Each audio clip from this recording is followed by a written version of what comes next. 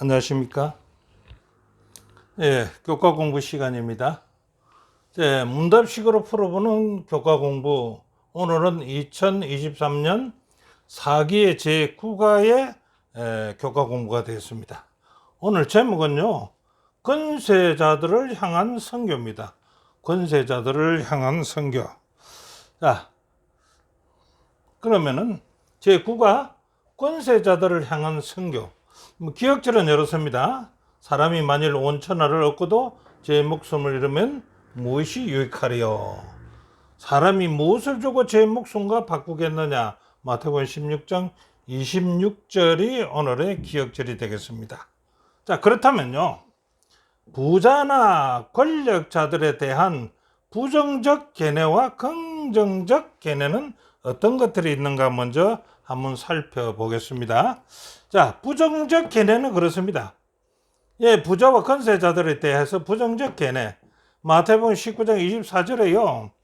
다시 너희에게 말하노니 약대가 바늘기로 들어가는 것이 부자가 하나님의 나라에 들어가는 것보다 쉬우니라 하신다. 그래서 부자는 낙대가 바늘기로 못 들어가는 것 같이 부자들은 하늘나라에 못 들어간다라는 말을 이렇게 부정적으로 얘기를 했습니다. 실제로는 안 그렇겠죠. 그러니까 이제 긍정적 면에서 보시겠지만은요. 그 다음에 두 번째는 마태복음 6장 24절이요. 한 사람이 두 주인을 섬기지 못할 것이다. 그러니까 하나님과 재물을 함께 섬기지 못할 것이다. 너희가 하나님과 재물을 겸하여 섬기지 못할 것이다. 그 다음에 세 번째는요. 야고보서 5장 1절에 들으라.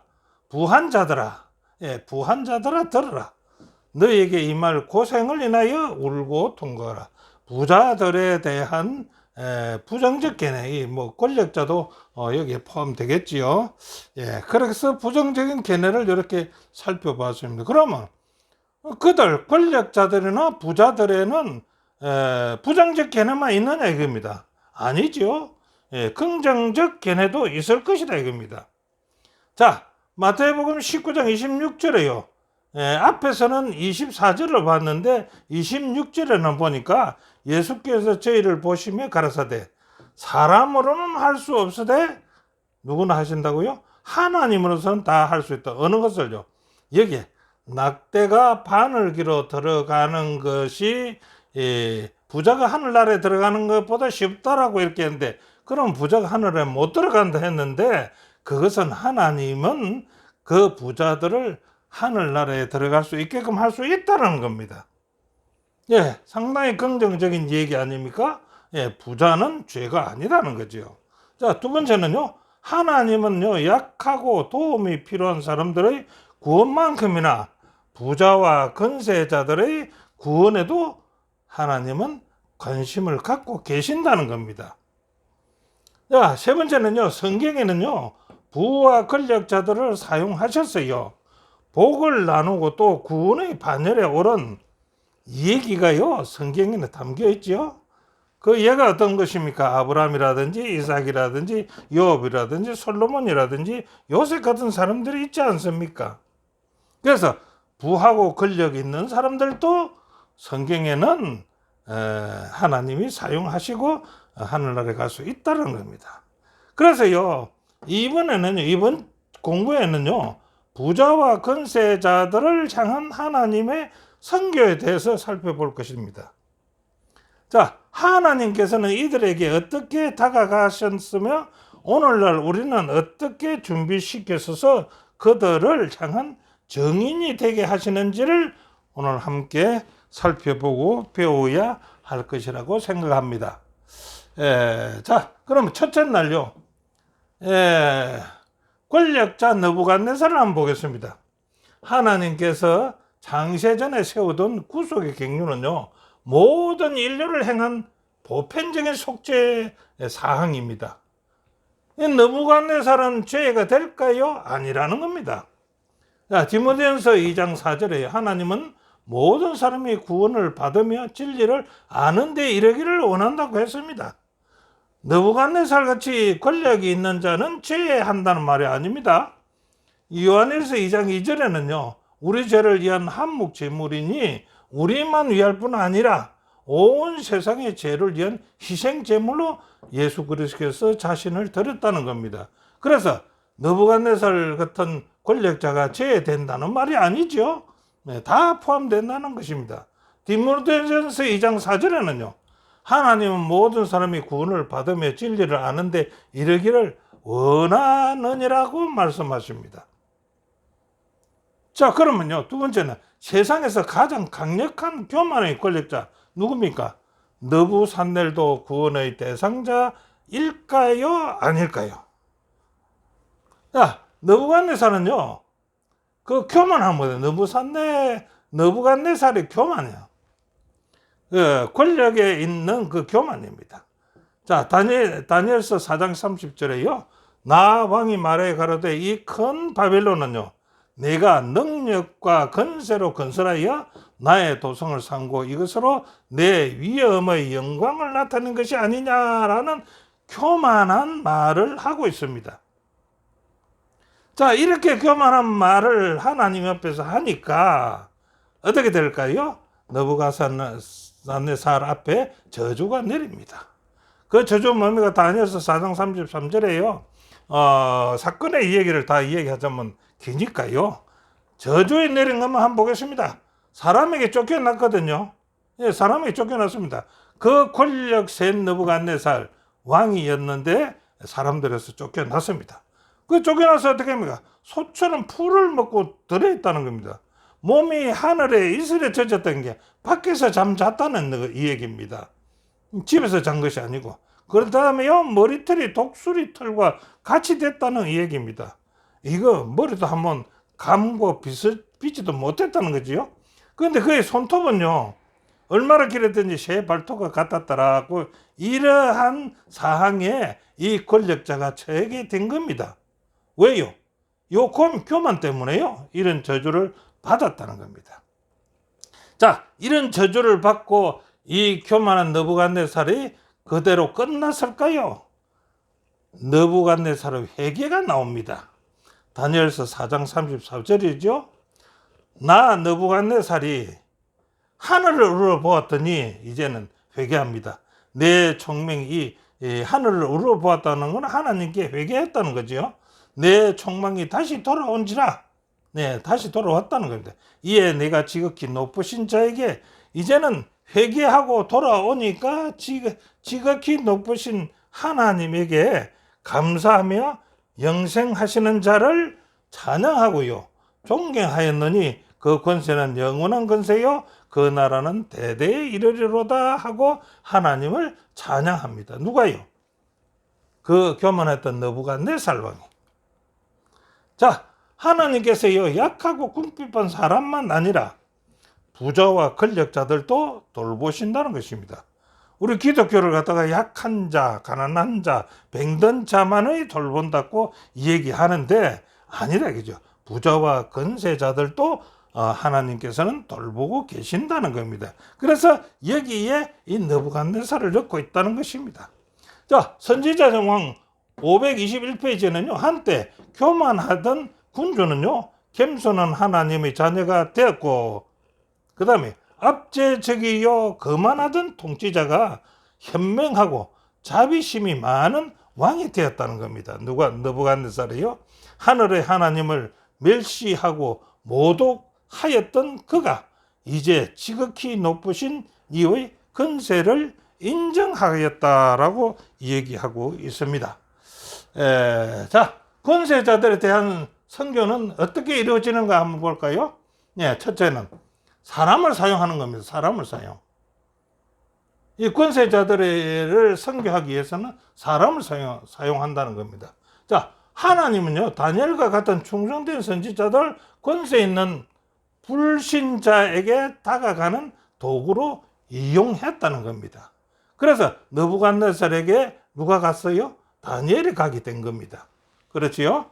그 다음에 두 번째는요, 그러면 사람을 이용하는 거는 두 번째, 하나님도 직접적으로 개입하신다는 겁니다.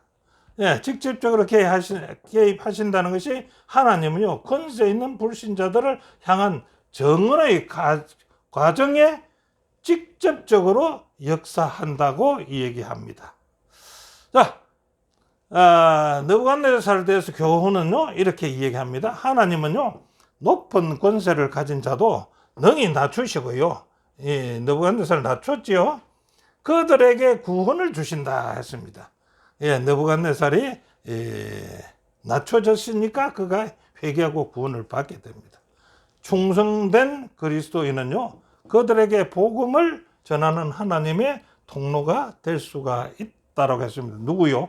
충성된 그리스도인들은 권력자들에게, 권세자들에게 복음을 전하는 하나님의 통로가 될 수 있다라고 교훈에는 말씀하고 있습니다. 자, 둘째 날요, 나만입니다. 나만은요 이방인이었습니다. 이스라엘 민족이 아니죠. 이방인 권력자도 구원의 대상자인가요? 주제절을 가면 선정해 만든 로마서 10장 12절 유대인이나 헬라인이나 구원하는 데는 차별이 없다라고 로마서 10장 12절에 기록해 놨습니다. 그래서 나만도 이방인이지만은 그는 구원의 대상자가 될 수 있다라는 얘기 아닙니까? 자, 이방인 아람 민족의 선교를 위한 파견된 어린 소녀는 누구를 선교했나라고 한번 보겠습니다. 이방인을 선교하기 위해서 어린 소녀를 하나님께서는 파견했습니다. 근데 어디에 파견했습니까? 나만 장군 집에 파견했습니다. 열왕기하 5장 1절로 3절 보면은요, 저는 큰 용사나 문둥병자더라. 누가요? 나만 장군이 그는 큰 용사이나 문둥병자더라 이깁니다. 그 주모에게 이르는 사람이 누굽니까? 계집종입니다. 소녀 어린 계집종. 주모에게 이르되 우리 주인이 나만 장군이 말이죠, 사마리아에 계시는 선지자 앞에 계셨으면 좋겠나이다. 제가 그 문둥병을 고칠 수 있을 것이다 라고 그 주인에게 얘기합니다. 자, 이 말을 여종의 하나의 작은 여종의 말을 듣고 나만은 결단을 합니다. 그래, 내 말을 듣고 내가 한번 가봐야 되겠다라고 결단하지요. 열왕기하 5장 14절에 이랍니다. 나만이 이에 내려가서 하나님의 사람의 말씀대로 요단강에 7번 몸을 장군이 그 살에 여전하여 어린아이의 살을 갖다서 깨끗하게 되었더라.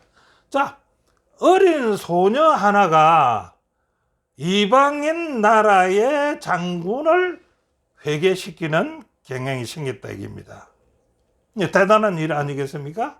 자, 나만의 신앙 고백을 한번 들어볼까요? 이렇게 해서 병이 나고 나니까 나만은 이렇게 고백을 합니다. 열왕기하 5장 15절에 내가 이제 이스라엘 외에는 온 천하에 신이 없는 줄을 아나이다. 자기는 그 이방 나라에서 다른 신을 섬기고 있었는데 이제는 보니까 어떻게 해요? 이스라엘에 있는 신, 하나님 신 외에는 없는 줄로 이제 안다라고 고백을 합니다. 자, 문둥병이 낳은 나만의 이제 처신을 어떻게 하는 거 보시다. 문둥병이 낳은 나만의 믿음의 신앙적 과정으로 두 가지 요청을 하는데 그것이 무엇인가? 나만이 문둥병이 났었는데 뭔 또 요청할 게 있을까요? 그런데 요청을 한다는 겁니다. 뭘 요청할까요? 열왕기하 5장 17절을 본 게 나만이 가로되 그러면 청컨대 노새 2마리의 실을 흙을 당신의 종에게 주소서. 이야, 이 문둥병이 나왔으면 되는데 왜 그 이스라엘에 흙을 달라 이렇게 얘기합니까? 이거는 이제부터는요, 종이 번제든지 다른 제사든지 다른 신에게는 드리지 아니하고 다만 여호와께 드리겠나이다. 흙 두세로 가지고 무슨 얘기입니까 이게? 이렇게 보면서요, 이 토속신앙이 좀 섞인 것 같아요. 나만이 이제 적은 나라에서 제사를 드리더라 해도 이스라엘에서 가지고 간 흙을 깔아놔 놓고 이것이 이스라엘 땅이라고 생각하고 거기서 제사를 지내겠다는 거 아니겠습니까? 그래서 이 흙 두 수레는요, 하나님이 계시는 땅으로 상징해가지고 거기서 제사 지내겠다. 이 대단한 믿음이 아니겠습니까? 예, 토속적 신앙이 감이 들지만은 아주 대단한 믿음의 표현입니다. 자, 열왕기하 5장 18절에는 요약해보면 이렇습니다. 그의 신앙의 진정성을 보여준다.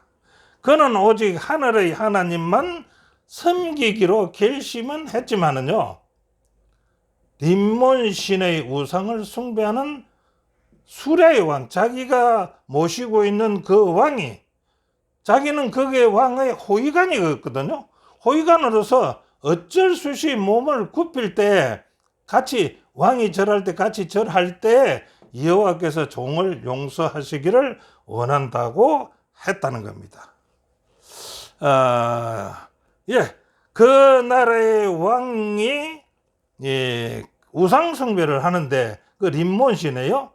림몬신에 숭배를 할 때 왕의 호위병이 거기에 따라가지 않을 수가 없다는 거죠. 그래서 따라가서 만약한 경우 절하면 안 되지만 만일 몸을 굽힐 때 여호와께서 종을 용서하시기를 원한다고 고백을 합니다. 그런데 이 얘기를 엘리사에게 할 때 엘리사는 어떻게 대답할까요?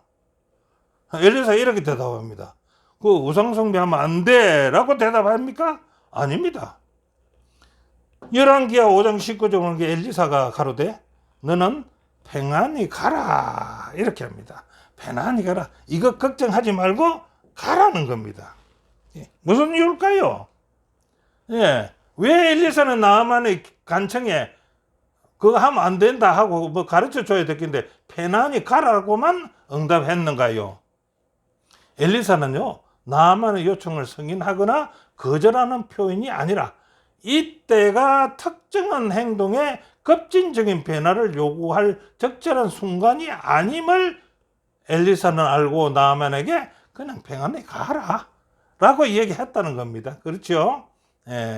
이 급진적으로 이제 하나님께 회개하고 했으니까 어떻게 하고 이제 하나님 법을 벗어나면 안 된다라고 그렇게 말하지 아니하고 그냥 평안히 가라고만 얘기했습니다. 자, 두 번째는요, 나아만은요, 의심이나 쉼 없는 불확실성이 아닌 평안 중에 그곳에서 떠나게 되었다. 그러니까 거기서 문둥병도 났었지요. 그 다음에 거기에서 자기의 신앙 고백을 했지요. 그래서 이제 떠나가야 되는데 아주 마음 편하게 떠나가게 했다 이거죠. 자, 나아만은요, 갓 회심한 신자들로 양심이 살아있는 사람이었기 때문에 새로 발견한 믿음에 매달린다면은 그의 능력과 지혜가 자라날 것이다. 그의 믿음이 자라날 것이다 이겁니다. 그래 우리가 초신자들을 회개했을 때 여기에 우리는 속해서 그들을 갖다가 돌봐야 되겠다라고 생각할 수가 있겠지요. 그 다음에요, 하나님께서는요, 새 신자를 한 걸음씩 인도한다. 어떤 문제가 개선이 필요한 적절한 시기를 하나님께서는 알고 계신다. 이것은 영혼 구원을 위해 일하는 사람들이 늘 우리의 머리에 염두에 두어야 할 원칙이다라고 SD의 성경주서 4권 495페이지에 기록되어 있는 말씀입니다. 자, 교훈은요, 영혼 구원에 있어서요, 하나님은요, 새 신자를 한 걸음씩 인도하신다는 겁니다. 처음에 회심했으니까 완전히 바꿔져라 라고 얘기하지 않는다는 것입니다. 온전치 못한 사소한 행태가 있을지라도 주님은 그의 믿음이 자라는 때를 기다리고 그를 인도하신다는 겁니다. 우리는 이거 새 신자를 위해서요, 우리는 한번 염두에 두어야 될 말씀이라고 생각됩니다. 자, 세 번째요. 학식이 있는 사람들에게 전하는 방법은 어떻게 전해야 될까? 얘가 니고데모를 예를 들어서 이 얘기를 합니다. 자, 니고데모가 어떤 사람인지 한번 볼까요? 니고데모의 외행적으로 보이는 이력서를 한번 따져봅시다. 어떤 것이 있을까요? 니고데모는요, 학식이 있는 사람이었습니다.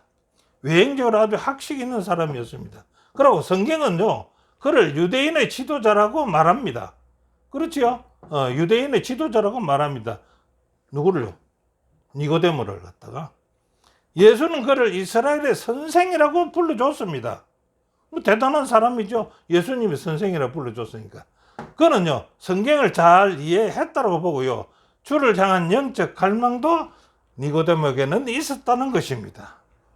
자, 외모를 볼 때요, 이 니고데모의 외모를 볼 때 그는 하나님을 따르는 사람처럼 보였습니다. 실제는 속은 그래 했는지 모르겠습니다. 근데 외모를 볼 때 그렇다는 겁니다. 그는 모든 계명을 잘 지켰고요, 유대인들 사이에서 아주 존경받는 지도자였다는 것입니다. 자, 그는요, 근수와 부를 가졌고요, 사람들은 그것을 하나님 주신 축복을 많이 받아서 그는 이러한 사항에 이르지 않느냐라고 사람들은 보고 있었다는 겁니다. 네, 대단한 사람으로요. 그러나 예수님과 니고데모의 영적 논쟁에서는 어떤 상황이 일어나는지 한번 볼까요?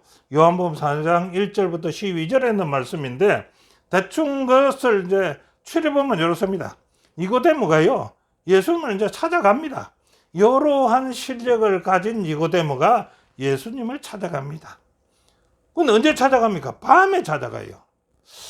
왜 예수를 밤에 찾아갔을까요? 우리가 예측해 본다면은 아마 자기의 이 높은 위치에 있는 사람이 타인의 이목을 좀 의식하지 않았을까라고 우리는 생각해 볼 수가 있습니다. 아니라면은요, 예수님만에서 밤에는 좀 한가할 테니까 논쟁할 수 있는 시간이 여유가 충분하지 않겠는가, 이렇게 해서 밤에 찾아갔는지 모르겠습니다. 그 이유는 정확히 우리가 알 수가 없다는 거지요. 자, 두 번째는요, 예수님은 이렇게 말합니다. 그 밤에 찾아온 니고데모를 보고, 하늘나라는요, 그냥 들어가는 것이 아니고 사람이 거듭나야 돼. 네 이런 실력, 그 하늘나라 들어가는 것이 아니고 거듭나야 된다라고 얘기합니다. 자, 그 말을 들은 니고데모요, 어이가 없었습니다. 그래서 하는 말이, 사람이 늙으면 어떻게 날 수 있습니까? 다시 모태에 들어갔다가 나와야 됩니까? 라고 이제 묻습니다. 그러니까 거듭난다는 것을 이해 못했다는 거죠. 이 성경을 다 알고 잘 안다는 사람이지만은요, 예수께서 그렇게 말해요. 사람이 물과 성령으로 나지 않으면 하나님 나라에 들어갈 수가 없다. 이렇게 사람이 물과 성령으로요. 그래서 니고데모가 다시 말하기를, 어찌 이런 일이 있을 수 있습니까? 라고 묻습니다.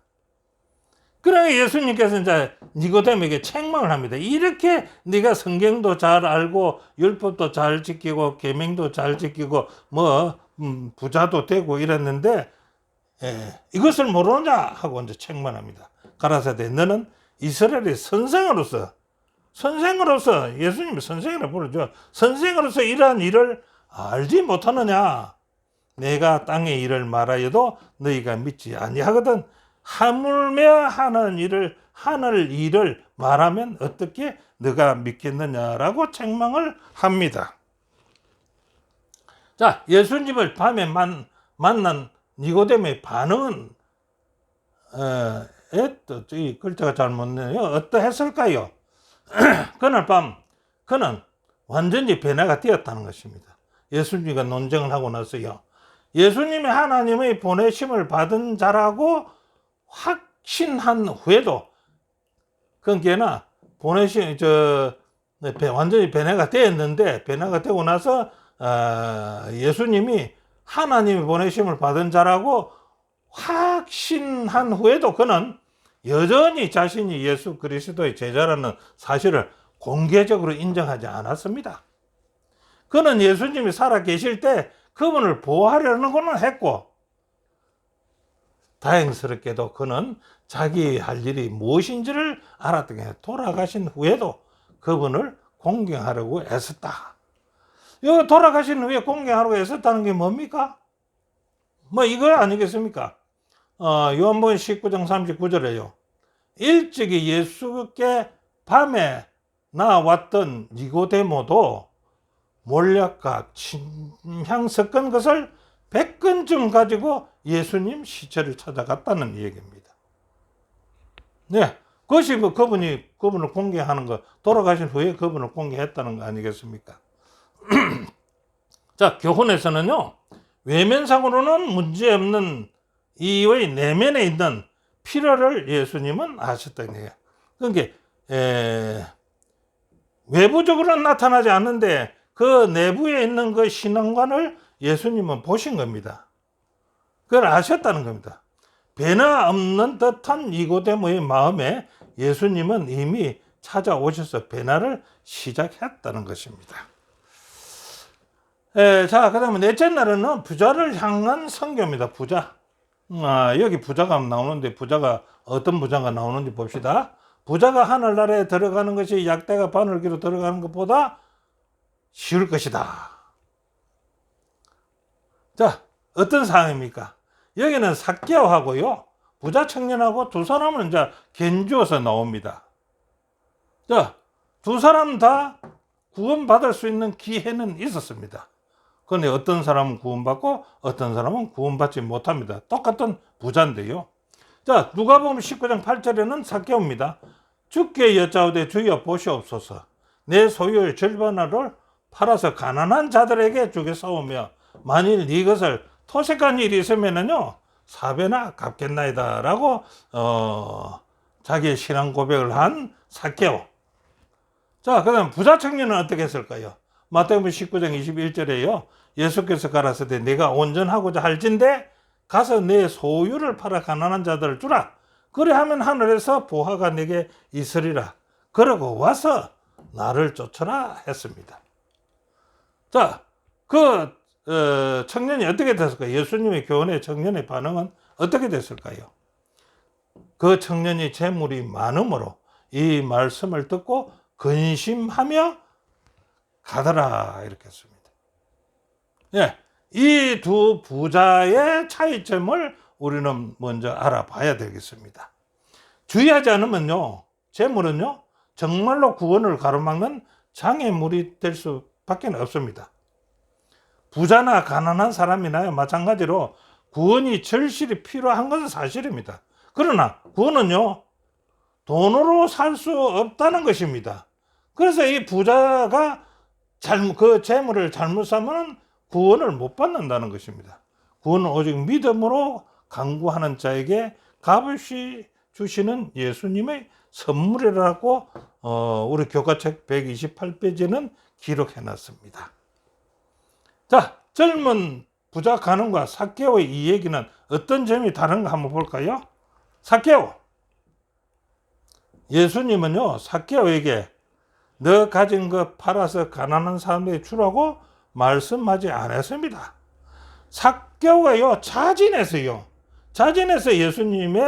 예수님 앞에 자기의 자신을 고백하고 그렇게 실행을 하고 했던 것입니다.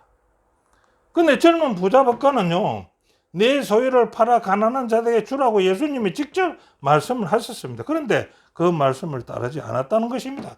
예수님 부자 법관이 얼마나 돈에 사로잡혀 있는지를 아셨기 때문에 그에게 그렇게 말씀하신 것이라는 것입니다. 이 부자 법관은요 재물을 섬기는 사람이었습니다. 그래서 예수님 섬기기를 재물 섬기기를 더했다는 겁니다.